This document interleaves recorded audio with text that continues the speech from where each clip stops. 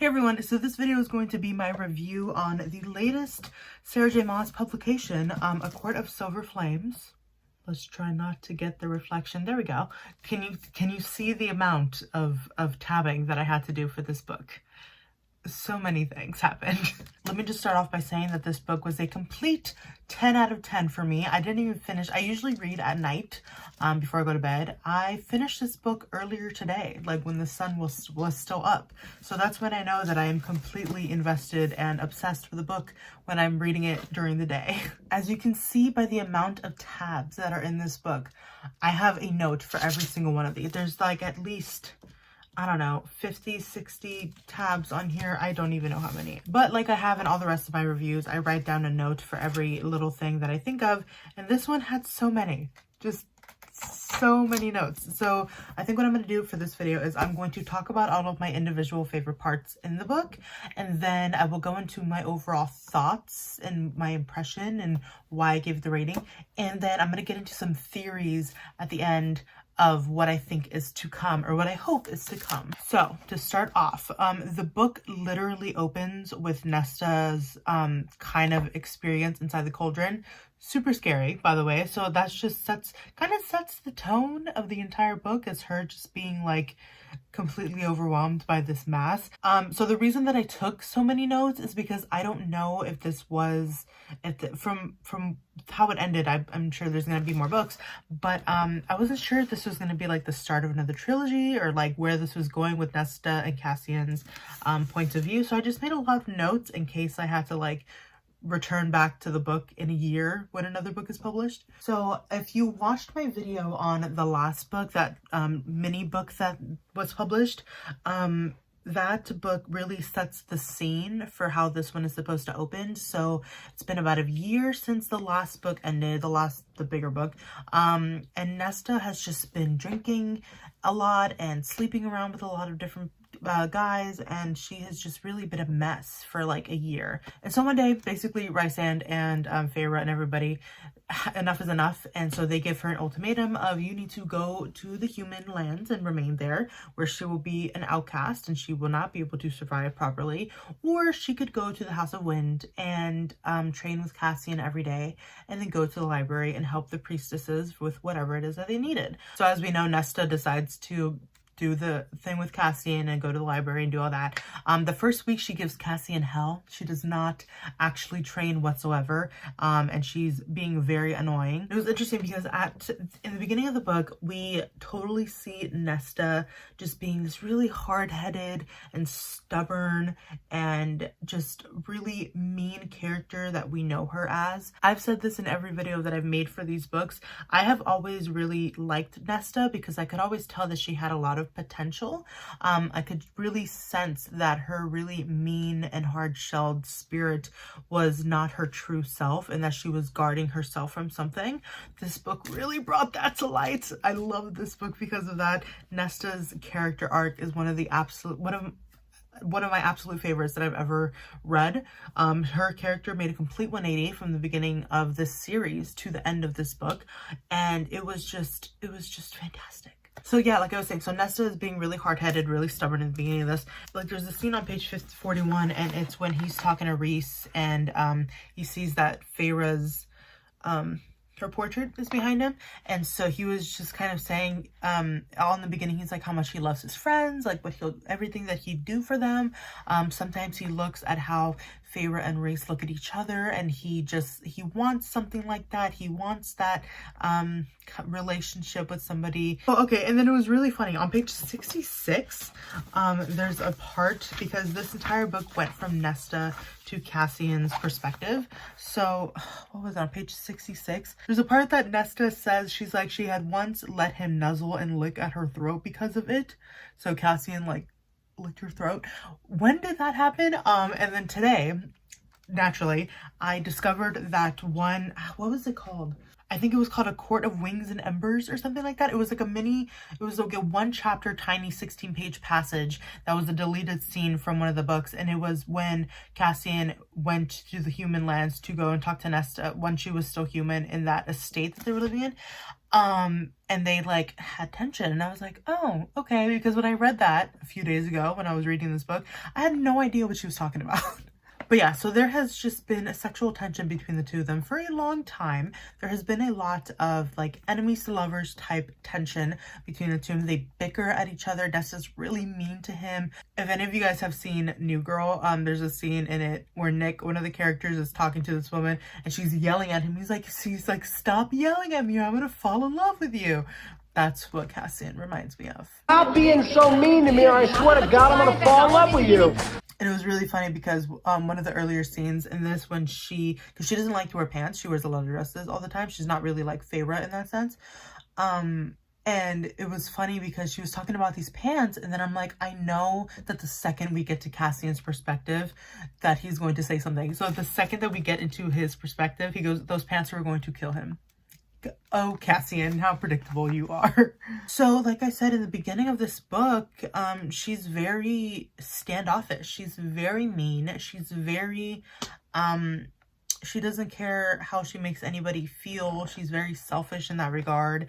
And the very last sentence of chapter 5 is she goes, let him hate her, it was better that way. I haven't really watched videos on other people's like reviews or opinions of this book. I know that, like I said before, it is a very polarizing series. Either people really like it or they really hate it for some reason. I don't understand the hate personally. It was just amazing to me how many people didn't like Nesta, even including while reading this book. I understand that she was a really mean character and that she said a lot of really cruel things, but it also doesn't take, you know, a lot of thinking to realize that she's doing this to shield herself from something. And so I just think it's really funny how, you know, everybody on the internet is about, you know, mental health and, you know, be there for people who need it and, you know, don't shy away from people. But the second that we get a female character, nonetheless, who actually is exhibiting this self-loathing and is actually dealing with this, this just really dark things that she's dealing with, oh, she's a bitch. Oh, she's horrible. Cassian doesn't deserve, or she doesn't deserve Cassian. She's a horrible person, yada, yada. So what happened to the, you know, let's be there for people and let's uplift people and let's, you know, do good things with mental health? So that doesn't apply to Nesta, according to some people. But then on the other hand, we have probably the same people saying, oh, I feel so bad for Tamlin. Oh, he's not that bad of a guy. So we're cool with the abuser, but we're gonna call the actual self-hating female character a bitch. It's just funny to me. I don't know. But anyways, that's one of the reasons why I was gonna make a video about like being a not a booktube newbie tag, and that I was gonna do that soon. And that was one of the things that like really turns me off about booktube sometimes, is that some people's opinions can really just turn into like, oh, well, this is the canon fact, or this is what everybody thinks of this book. It doesn't work like that. Just because you don't like something, because you have an opinion about it, doesn't mean that that's what everybody thinks about it, and then that's what should be thought about it. Okay. And ran. I don't know. It just annoys me.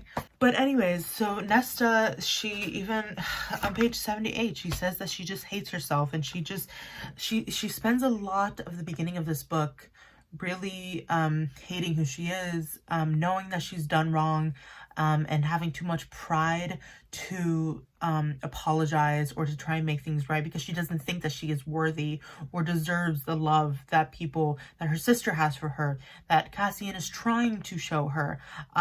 She sees somebody like Rhys who really despises her because of what she did to her sister. And, you know, those feelings are valid, but it's just that Nesta is trying so hard to make people view her the way that she views herself.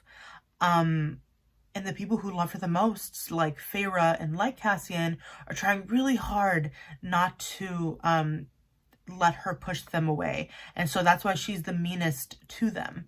And I saw a lot of people saying how their relationship is so toxic, and, you know, how like I said, that she doesn't deserve him and that Cassian is way too good for Nesta. No, they're perfectly right for each other, because he deals with his own stuff and he sees the potential in her, okay? And he's fighting for her to see that in herself. And I don't know why people see that as being anything but like the utmost love that he has for her. But anyways, moving on. So Cassian does know that Nesta was unfortunately assaulted by that human dude in the human lands. He knows that. I don't know if anybody else knows that. It's not really brought up again to anybody else. I'm not sure who else knows that. We learned that the bone carver's older brother is the one keeping Vesa. There was one part that was really there were a lot of really funny parts, because while Nesta and Cassian were bickering a lot, it was really funny sometimes. So one of the best ones was in the beginning of the book on page 97, when Nesta attempted the 10,000 steps thinking that she could do it.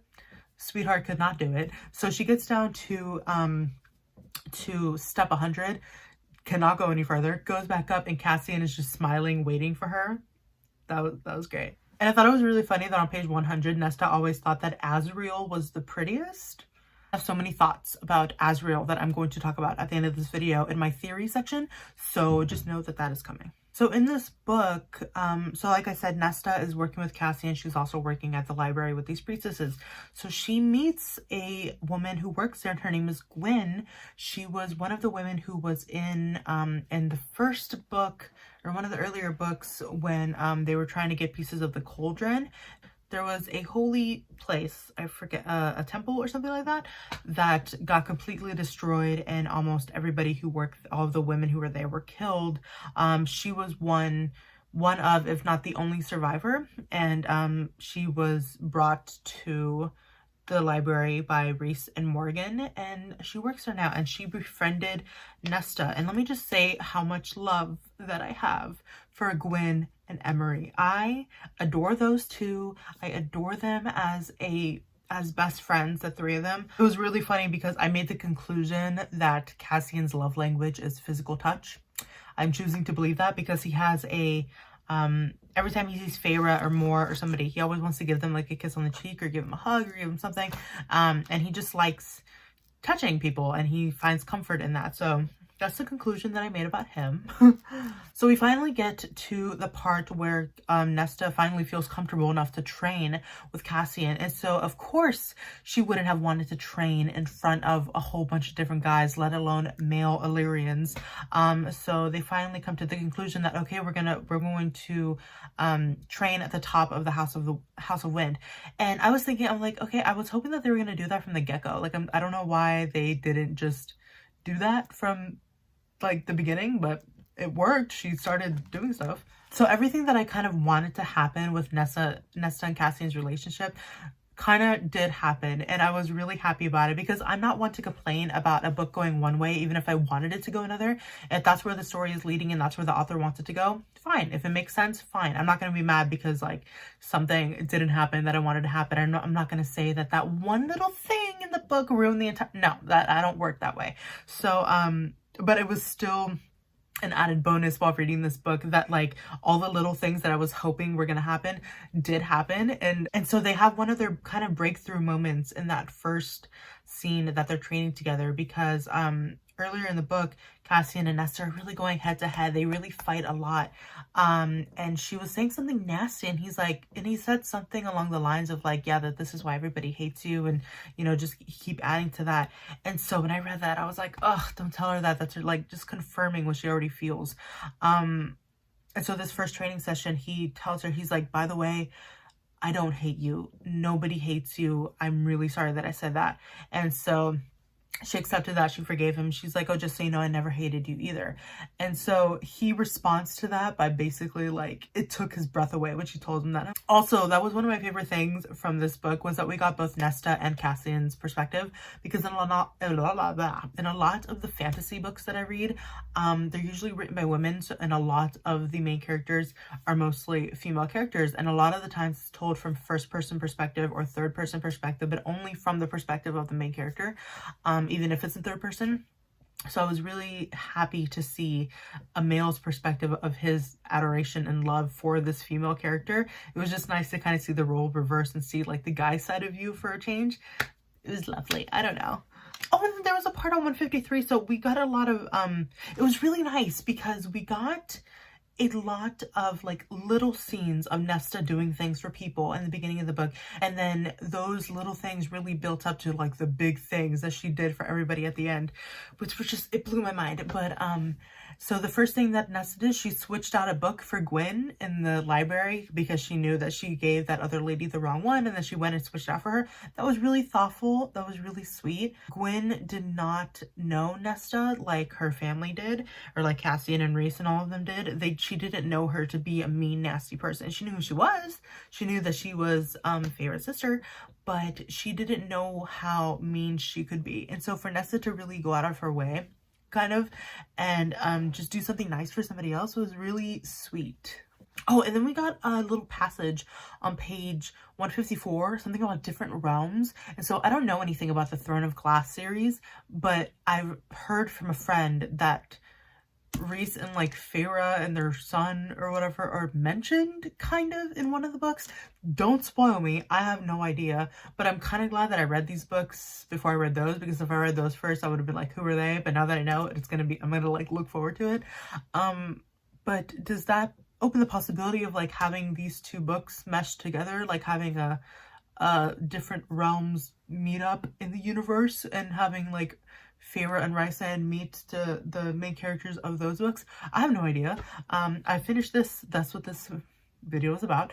So I'm gonna be reading the Throne of Glass series next. So that's gonna be fun. But yeah, I did not know that that was like a thing. Then on page 187, when Nesta is talking to Cassian, she's like, the book is about a book. And I just, that was cute, seeing her kind of like fumble her words a little bit. So one thing that I really did love and admire about Cassian is that his main passion was really equality for women in you know, amongst fairies. And so he was constantly fighting, and that really all stemmed from his mom, who he never knew, but he knew of her story for him, and like that, or he knew of her story of like what happened with her and him. And then when he like went back and slaughtered all that village, but like whatever. And so I just really love that about his character, that he was so passionate and he was so adamant about the equality, and that the girls can do whatever it is that they wanted to do. Like there was a part where he's like talking to Devlin, I believe his name was, who ran the Illyrian camp that he grew up in, and he was like basically how, oh yeah, all the women need to be like cleaning and cooking and doing this, and he's like, well, the guys can do it, have them go train for an hour or two, and then the guys can do the freaking laundry. And I just thought that was nice to see him so passionate about that was kind of like his main thing whenever he had time to focus on something. And it really showed in his training for Nesta. He knew that she was capable, and he really pushed her to know everything, and he taught her as much as he could, and that came in handy at the end of the book, but we'll get there in a second. On page 197, there was a part where where Cassian was wait, would that be a good ship name? Kesta. I know a lot of people use Nessian, but Kesta? What that? Anyways, Cassian tells Nesta to keep reaching out your hand, in terms of when she wanted to have other women from the library join the training, because Nesta really wanted to build her strength and be able to know how to fight and be able to know how to defend herself, because she didn't want anybody else to take advantage of her, and she didn't want anybody else to fight for her. She wanted to fight her own battles, and she really thought that the women and the priestesses could really use that too. And eventually they do, which is great, after that scene where Cassian basically trains Nesta in the library for like a scene with like the elbow part. But I thought that was sweet that Cassian told her that, because Amren told Cassian that when he was talking about not being able to like get into her thick head, and Amren was just like, keep reaching out your hand, which I think is a really good message for people to, you know, reach out to your friends and family who may or may not be struggling. Maybe they don't want to talk, maybe they don't want to talk to you, but you still got to keep reaching out, because that's just how it works. That's what you got to do. And then there was on page, like I said before, when I was saying how all the things I wanted to happen were happening, there was a part on page 208 where, so we know that Reese despises Nesta. He doesn't like that she has caused Feyre pain, and that Feyre got caught up with Tamlin, essentially because Feyre had to go out by herself. So, you know, long story. But this was the first time that Cassian and Reese kind of gotten like a little a little squabble over Nesta, and Cassian kind of got defensive over her, and Reese was like, sorry, okay. So on page 215, this was their first kiss. So I had a feeling that their first kiss was going to be in the midst of a fight, and it was. So, but also the other thing is that they kind of develop like a friends with benefits type situation between the two of them. Each of them have their own feelings that they are not allowing the other one to see or acknowledge, and they're telling each other that they're just doing this to like let off some steam between the two of them, and they're refusing to, like I said, to acknowledge any feelings. But yeah, that was funny that their first kiss and first like encounter happened the way that I thought it was going to. But then on page 232, there's a part that really made me change my thoughts on Elaine's character. So the entire time of this is the most recent book in the series. There are four other ones in the series where we have Elena's character, and Elaine has never been particularly, we've never really seen too much of her personality. We don't really know too much about Elaine besides the fact that she's really pretty and she likes a garden and she's really, you know, adorable. But she said something to Nesta that really irritated me.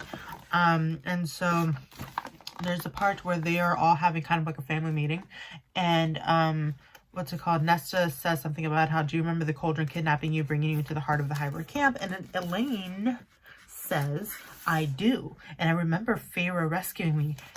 Listen, you little wench. Feyre was the only person, along with Azriel, who could go into the Hybern's camp to save you. You really think that Nesta wouldn't have gone in to save you if she could? Feyre changed her appearance to look like that owl, to look like that stupid rapey priestess. What? Rude. Okay, rude. And so that really irritated me because Elaine is not stupid. She knows that she is the only person that Nesta really has a soft spot for. And for her to kind of lash out like that to her, not only to lash out at her, but to say that in front of everybody who already is kind of against Nesta. Cassian was starting to warm up to her at this point. He didn't say anything, but for her to say that in front of everybody like that really cut Nesta and was hard for her, I think. And so that really hurt me on Nesta's behalf, because I thought that was so hurtful to say, especially when she knows that there was nothing that Nesta could do about it. Like, that was a low, I understand that Nesta throws a lot of low blows, but for Elaine to say that when she knows that Nesta would do anything for her just really rubbed me the wrong way. And I'll get more into Elaine at the end when I talk about Azriel too, but she needs to like step it up as a character so I can stop being annoyed by her. So anyway, so we get to page 233 and Feyre is pregnant. Finally, I kind of got spoiled on that. I didn't really know anything else, but she's pregnant and she's having a little boy. I was really hoping that we would get this whole story of Feyre being pregnant from her perspective. We didn't get that, so that was a little bit disappointing. Not disappointing because obviously this book was in Nesta and Cassian's perspective, but I would have loved to see that. I would have loved to see her like, I really want Sarah J Maas to like write another little book, another like novella type thing with all the little like I want a chapter of when Amren met Varian and they were talking at the summer court. I really want a chapter where Feyre learned that she was pregnant and Rhys was there and she told Rhys. I want little scenes of all of that. I want to go back and see how that happened, because so many things happened between Feyre and Rhys in this book that we learned about kind of after the fact, including a really interesting bargain that they made with each other at the end. I'll get to that. So then it's like, okay, no wonder Rhys had that protective spell on her 24/7 because she's pregnant.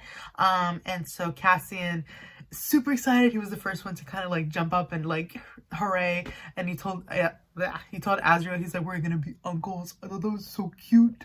And side note, Cassian wants children. So on page 245, I think that's another like streamy shine. I have a note here that says, I wonder when, because that's when Cassian returns the favor, I think.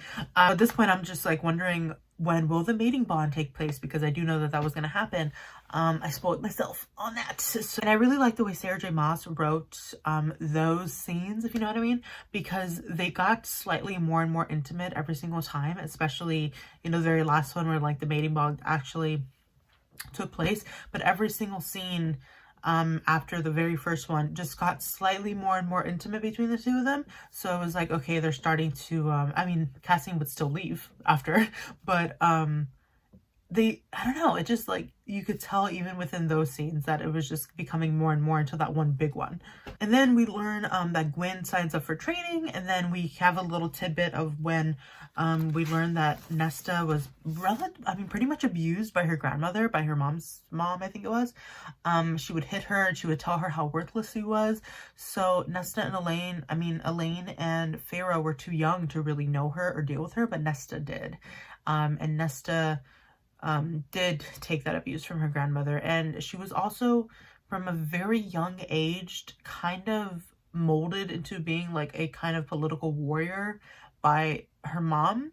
Feyre and Elaine did not get that same treatment, but Nesta did. So I think that definitely puts into perspective the kind of person that she is and why she is the way she is, because she wasn't given a lot of warmth and love as a kid. And then we get to page 287. I have a note here that we can tell that Nesta is really starting to care for Cassian, and this is another scene, another intimate scene between the two of them.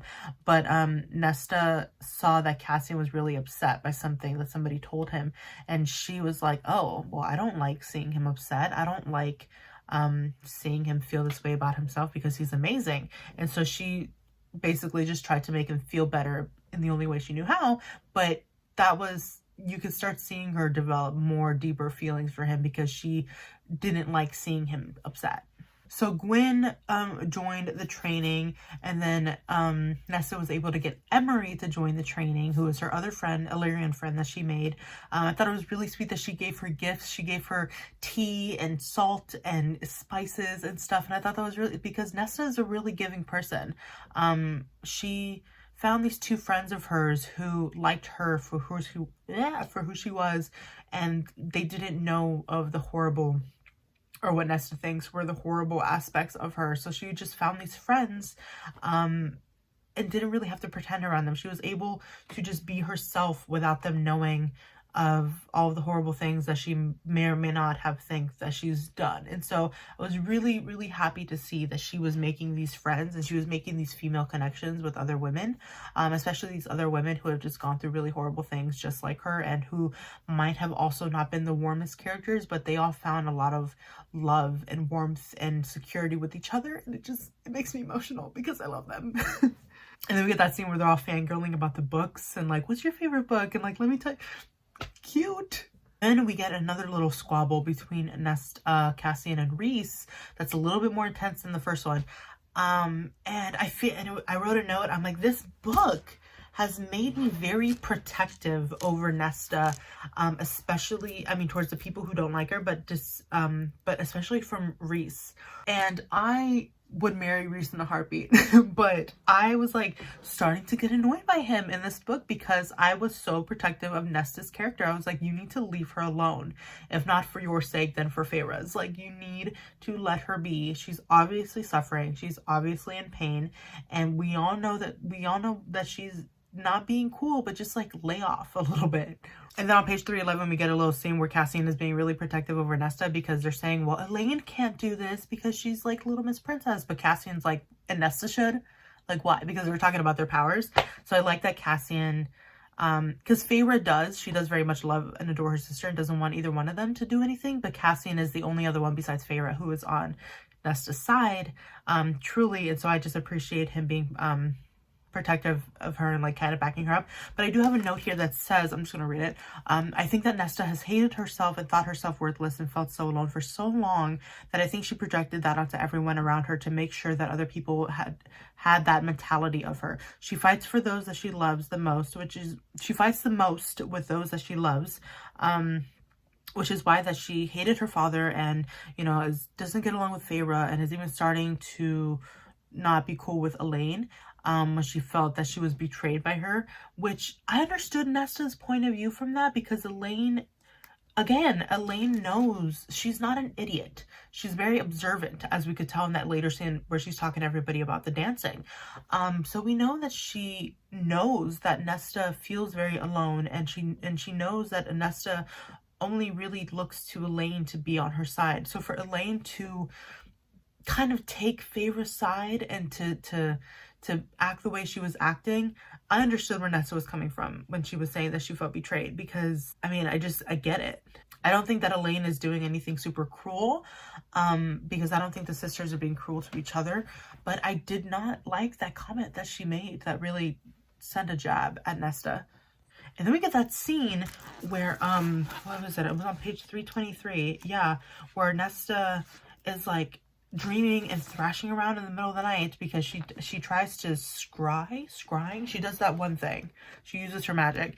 And in the middle of the night, she starts like freaking out. She has a dream, and Rhys has to come, and well, Cassian kind of ends up being the one to take her out of it, but Rhys, I think he starts to let off of Nesta a little bit because he gets into her head and sees what it is that she was seeing. So he like freaked out because that was scary. And then the scene ends where Asriel's like, what is her power? And Rhys is like, death, pure death. Spooky. And then we learn that Rhys and Feyre's baby has wings. The little boy has wings. Then we learn that that's going to be a problem because Feyre does not have the anatomy to give birth to a child with wings. So that's a problem, and that's a problem. So Feyre doesn't know this. Rhys knows this, and he is just he is a mess. That man, he is not doing well. And so he learns that from Rhys, or Cassian learns that from Rhys, that the baby has wings and how that's a problem because Feyre does not have an Illyrian body to give birth to a baby with wings. So every time in history that a woman gives birth to an Illyrian child and she is not Illyrian herself, the baby and the mother do not survive in childbirth. And so Rhys is absolutely mortified. And there was even a scene where Rhys was saying how in the middle of the night he'd wake up from nightmares of the future instead of the past, because he would wake up, or he would have nightmares of Feyre dying in childbirth. And my feelings were very hurt by that. So Cassian ends up telling Nesta this, and so Nesta is very much taken back by this information. Everybody seems to think that she just doesn't care about any of the people around her. Nesta cares so much, and so her first instinct upon hearing that Feyre and the baby might not survive is that she is going to, despite the night that she just had of her like thrashing around in bed and having this horrible dream of the cauldron, like her number one fear, as she said, she's like, I'm gonna do that again, and we're going to try and find these items, the dead trove things or whatever. So essentially Cassian, Asriel, and Nesta go into this place called the Middle in order to find one of the items, to find the mask or something like that. But before that, there's the part where Nesta is kind of like in her trance and she can't get out of it, and she's surrounded by Feyre and Amren and Rhys and Cassian, and she can't get out of it. But Cassian, they're still being like physically intimate with each other, but they're not being emotionally intimate with each other quite yet. But Cassian does go up to her and he like speaks to her a little bit while she's in her trance, and she's able to get out of it because of him. And so Rhys is like, yo, what did you say to her? And he was like, I don't know. And so it's just like the cat's out of the bag at this point, that they're kind of a thing. Okay, but this was one of my favorite parts of the book because it was so scary. So they go into the Middle, and then Asriel and Cassian end up fighting all of those soldiers, and then Nesta is gonna go save them, but she doesn't know what she's gonna do. So she gets down from the tree, and then she's gonna go into the lake, but then this Kelpie comes out, and this Kelpie thing, right, drags her under the water. I was so scared for her, but then it was so freaking cool because Nesta calls upon her power, and then the mask comes, and then she's able to like lift the dead from the lake, and she kills the Kelpie, and then she gets herself out of the water. So cool. Okay, if any of you know somebody who has drawn that scene, are any of you artists out there, have you drawn that scene of her coming out of the lake with like a legion of the dead behind her? Because I need that framed. That was so cool. And then to see her, and then to see Cassian and Azra, well, Cassian, to see him freaking out because she was under the water. That was sad. That tugged at my heartstrings a little bit. But to see her rise out of the water and then Cassian and Azrael were like bowing before her. That was so cool. I have a note here. I'm just gonna read it. I feel like I knew that Nesta was going to be one of my top favorite characters, even from the beginning of the books, because of the phrase that everyone knows: actions speak louder than words. Her one bad thing that she did, really was not helping Feyre hunt when they were humans and doing all this. So Feyre was the youngest and she didn't go out there and help her.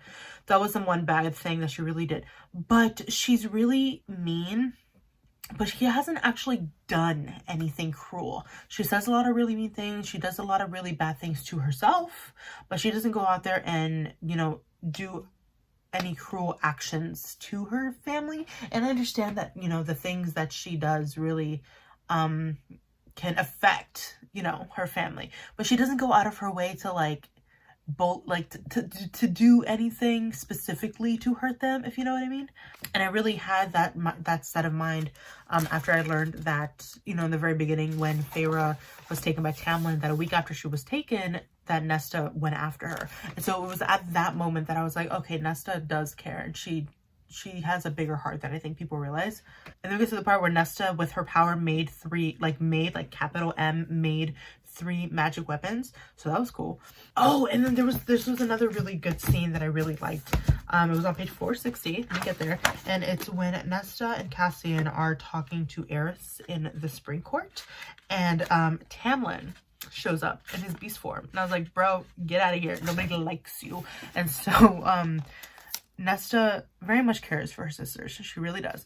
She says, I don't care how much you apologize or try to atone for it or claim you didn't know the King of Hybern would do such a thing, or that you begged him not to do it. You colluded with him because you thought Feyre was your property. And I was like, yes.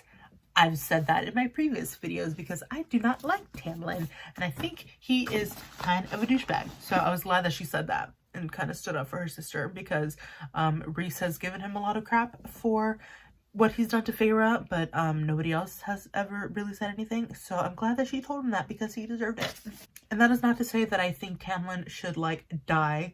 I do agree with Feyre in that I hope that he, you know, gets himself together and moves on from life, but I don't like him and I don't want him to be around these people. So that's what I have to say on that. Oh, there was another part on page 467 that I thought Cassian was literally Thor in Ragnarok when they were talking about all of the Valkyries. And so apparently he was actually with one of the Valkyries like 300 years ago or something like that.